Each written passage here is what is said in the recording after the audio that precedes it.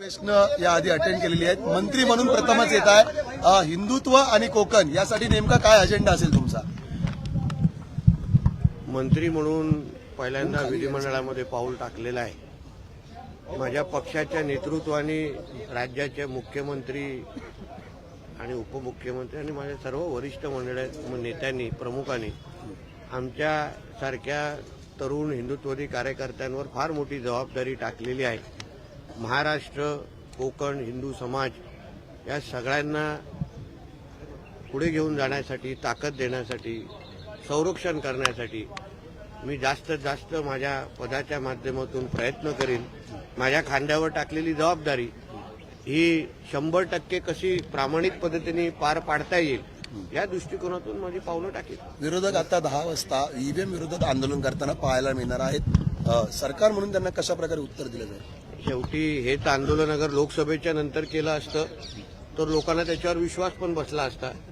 वायनाडच्या कुठल्या तरी पायऱ्या शोधल्या आणि तिथे बसले आणि तिथे ईव्हीएम बद्दल बोंबलले तर लोकांनी विश्वास ठेवला असता. आता लोकांनाही माहिती आहे की हे हिंदू द्वेषाचं राजकारण आहे. जेव्हा वोट जिहाद झाला तेव्हा हे लोकांना काहीच वाटलं नाही, काहीच दिसलं नाही, तेव्हा हिरवा गुलाल उडवायचे. आता जेव्हा हिंदू समाजाने एकत्र येऊन हिंदुत्वादी विचाराचं सरकार निवडलं, हिंदू म्हणून मतदार म्हणून आपली ताकद दाखवली, तेव्हा हे लोकांना मिरच्या लागतायत, हिरव्या मिरच्या लागतायत. आणि म्हणून जे काय करतायत ते हिंदू समाज खुल्या डोळ्यांनी निश्चित पद्धतीने पाहतोय. म्हणून ह्या ईव्हीएमच्या ह्या आंदोलनाला काही अर्थ नाही, काही महत्व नाही.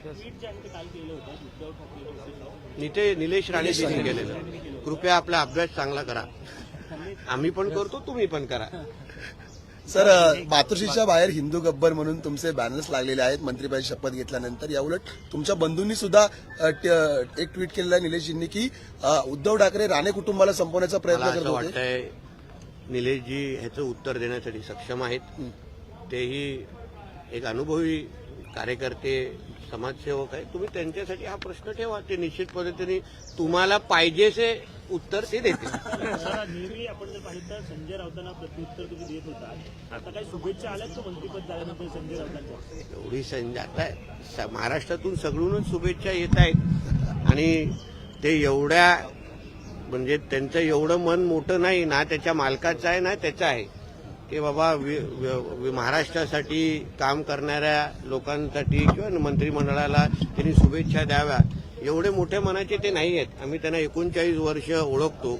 म्हणून अशा लोकांकडून आम्हाला शुभेच्छा नकोच आहेत. त्यांनी फक्त महाराष्ट्रामध्ये यापुढे नीट वागावं, व्यवस्थित तोंड उघडावं. सगळ्या गोष्टीवर आमचं फार बारकाईने लक्ष आहे. सरकार आमचं आहे. सरकारमध्ये असताना अगर महाराष्ट्राकडे कुणी वाकड्या नजरेने पाहिलं तर प्रहार करण्यासाठी आम्ही तयार आहोत. सर, आज फर्स्ट डे है. मी कव्हर करतो. तुम्ही कव्हर करताय. सर, हिंदी में नागपूरला नेहमी येत असतो, पण नागपूरला आज शपथ घेण्याची संधी देवेंद्रजींनी आणि आमच्या प्रमुख देवेंद्र फडणवीस साहेबांनी आणि आमच्या प्रमुखांनी दिलेली आहे. मला वाटतं नागपूरचा अनुभव आम्ही नेहमी घेत आलेलो आहे. आता आमच्या माध्यमातून जास्त थंडी असल्यामुळे आमच्या सगळ्यांचा रोल मोठा असतो, कारण का हीटरची गरज असते. सर, हिंदी में जानना चाहेंगे, आज पहला अधिवेशन है तो आप मंत्री होने के बाद हिवाली है क्या? नहीं, विंटर सेशन का आज विंटर सेशन का पहला दिन है. आज मैं मंत्री बनके आज विधानसभा में आया हूँ. बहुत बड़ी जिम्मेदारी है.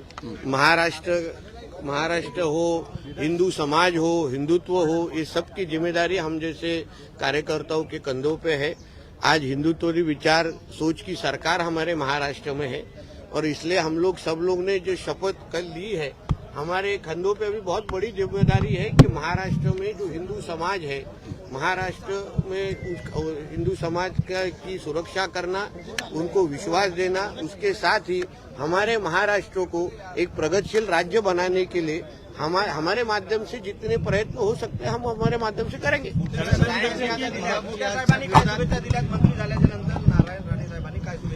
शुभेच्छा नाही, फार मोठं असं मला नियम आणि काही खूप गोष्टी सांगितलेल्या आहेत. त्याचा अभ्यास आज सकाळी 6 वाजल्यापासून करतो आहे.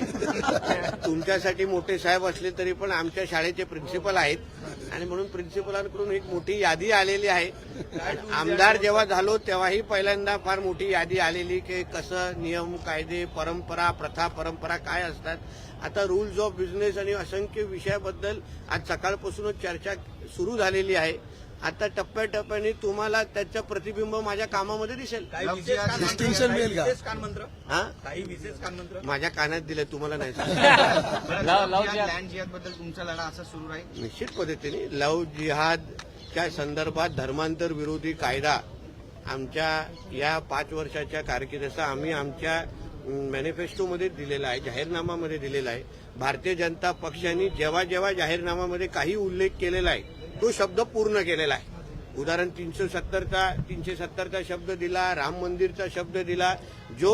जे वाक्य आम्ही आमच्या जाहीरनाम्यामध्ये देतो ते आम्ही पूर्ण करतो. आमच्या जाहीरनाम्यामध्ये आम्ही शब्द दिलेला आहे की आम्ही राज्यामध्ये एक सक्षम आणि मजबूत असा धर्मांतर विरोधी कायदा आणणार. तो निश्चित पद्धतीने योग्य पद्धतीने अभ्यास करून आम्ही आणू एवढा विश्वास या निमित्ताने देतो. महायुति ने बड़ी जीत दर्ज की है, आप लोग स्वेरिंग सदन में कर रहे हैं, लेकिन जो विपक्ष है वो अभी तक ईवीएम के झटके से उभरा नहीं है. आज भी वो कह रहे हैं ये ईवीएम का झटका नहीं है, ये हिंदू समाज का झटका है. ये हिंदुत्व का इंजेक्शन है. जिस तरीके से लोकसभा के बाद वोट जिहाद करने के बाद जो वातावरण इन लोगों ने महाराष्ट्र में किया है उसका जवाब हिंदू समाज ने विधानसभा के माध्यम से दिया है. इनको ये ईवीएम लगता है मगर इन्होंने कभी भी हिंदू समाज को गिना ही नहीं. इनको फतवा में इनको इतना इनका वक्त गया है, इनको कभी भगवा का महत्व ही समझा नहीं. इसलिए भगवा का महत्व अभी हमारे हिंदू समाज ने ही इनको समझाया है. इसलिए जितना जल्दी ईवीएम के बाहर आएंगे, हमारे देवी देवताओं के पास जाएंगे तो उनको समझेगा ये ईवीएम का दोष नहीं है, हिंदू समाज ने जो इनको एक तमाचा कसके तमाचा दिया है उसके वजह से इनकी ये हालत हुई है. धन्यवाद.